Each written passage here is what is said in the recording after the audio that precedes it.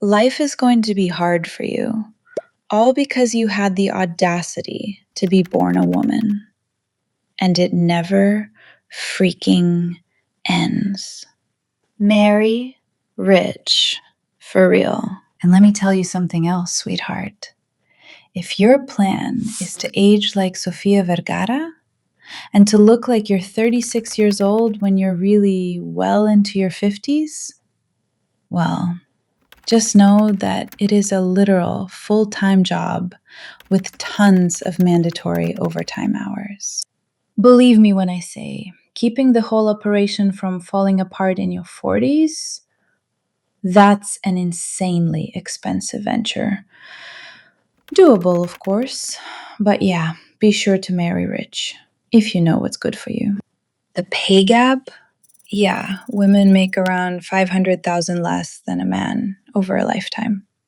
And then there's ageism, which seems to happen to women in a very selective manner because what do you mean 54-year-old Dennis at the office is treated as a distinguished gentleman because he has gray hair, but you? You get gray hair? Oh, don't worry. Soon the word around will be how you've let yourself go, how you're aging out, and you can expect your LinkedIn feed to start suggesting retirement articles. The double standard is stark and impossible to ignore. And dating men isn't confusing. Not by a long shot. He says he's slammed at work, and that translates to him being too busy to send a text that contains more than one word. That is not a scheduling conflict. That is your answer. Men compete with each other over literally everything, including you. A man instinctively understands that if he goes quiet, someone else will not. If he stops showing up, someone else will. He is not confused about this. He did not miss the memo. Because a man who wants to win you over and make you his, he will compete. He will make his presence known in your world, loudly, boldly, and consistently. And whatever you do not be one of those women.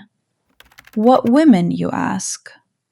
The clueless ones who go around whining that men don't want to get married anymore.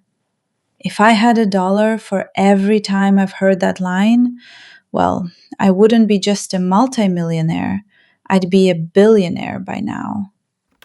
But that's besides the point. So, that gem has been said by every woman who needs a perfectly reasonable explanation as to why she is still waiting, still hoping, still tolerating a situation that stopped working in her favor. Right around that time, Johnny Depp and Amber Heard were going at it in a court of law, circa 2022. You get my drift.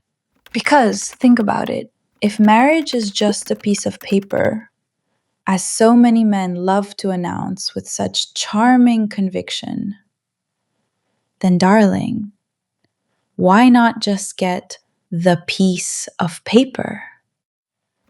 If it truly means nothing, if it's just a formality, then why not simply do it and make the woman you allegedly love happy? You see, two can absolutely play that game. But right now, you are not playing any game. You are being played like the trumpet in the chaotic mariachi band of your relationship. And if I see you sending him another 5-page text on how you wish he would treat you better, I swear to our patron saint Lauren Sanchez, I am going to scream. Men do not respond to words. They respond to silence. And yes, I know you have a lot of feelings, but please, I beg of you, save them for your journal. Because, newsflash, men only worship the ground you walk on when you are suddenly and inconveniently unavailable. I know, it makes no sense. What can I tell you? They are sick in the head, but it is what it is. Look, you've made things so easy for him that you're now his emotional sofa. Familiar, reliable, something he sits on without thinking. Put on your invisibility cloak and stay gone for a while. Expect miracles. And yes, you can thank me later. When a man says he doesn't believe in marriage, the with you part is silent. Always. And this is exactly why every time you bring up marriage, he suddenly develops the emotional depth of a confused golden retriever. He is not afraid of marriage. He is afraid of losing his options. And over the pathetically long 3 years you've been dating him, you forgot that you were supposed to be selected, not sampled. And I'll tell you why everyone is getting married except for you. 2 words, sweetheart. Caveman era. Men are still in their caveman era, and I don't see this changing anytime soon. You speak warmth and consistency and effort. Meanwhile, his language is pursuit. It's intense rivalry. It's let the best man win sort of competition. You should really familiarize yourself with the concept. And I say this with all the love in my heart. I mean, that's why they invented engagement rings, to let other men know when he's not physically around that this woman is taken. And bro, you couldn't compete for her if you wanted to.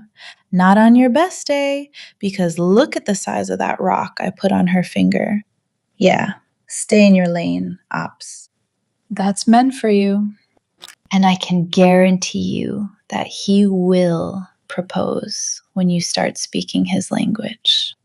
And yes, it is controversial, but it'll tell you everything you need to know about that man. Ask yourself this. If you woke up tomorrow and found out you won the lottery, I don't mean a modest little windfall. I mean life-changing, set forever kind of cash. Would you say adios to this man? Right this second? In a heartbeat?